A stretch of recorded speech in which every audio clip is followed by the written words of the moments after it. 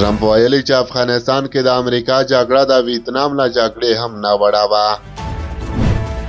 او وروستۍ خبره دا چې افغانستان کې د وروستیو ورښتونو له امله د انسانانو ترڅنګ زرګونه څاروي هم مړه شوي دي. سلام ستړي مشئ، پام وکړئ د عیاران ټي وي یوټیوب چینل څخه دوه تازه او مهمو خبرونو ته. څه چې موږ وکړل لیواني وو، څه باندې 20 کاله مو په افغانستان کې بې پایه جګړه وکړه او میلیارډونه ډالر مو ولګول. ډونالډ ټرمپ چې د امریکا د ویرجینیا ایالت په ریچمونډ ښار کې خبرې کولې، افغانستان ته په اشارې سره ویلي که خبره یې اورېدل کېده وختي به یې له دغه هېواد ځواکونه ایستلي وو.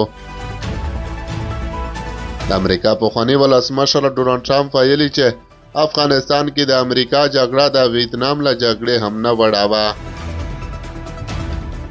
نوموړي د امریکا اوسنی ولسمشر جو بایډن هم احمق بللی دی. او وروستی خبر دا چې په افغانستان کې د وروستیو ورښتونو له امله د انسانانو ترڅنګ زرګونه څاروي هم مړه شوي دي.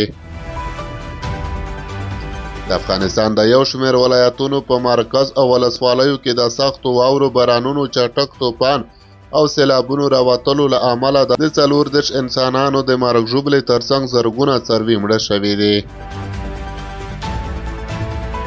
ویل کېږي چې دا څو ورځې په تېرېدو شاوخوا 14,000 څاروي په بېلابېلو ولایتونو کې مړه شوي دي. د هېواد په یو شمېر ولایتونو کې د سختو واورو بارانونو او چټک طوفان له امله 40 کسانو ته هم مرګ ژوبله اوښتې ده. پېښو ته د رسېدو وزارت وایي چې د سړې هوا له امله په وروستیو 10 ورځو کې 20 کسان مړه شوي، 14 نور ټپیان دي او سلګونه کورونه ویجاړ شوي دي.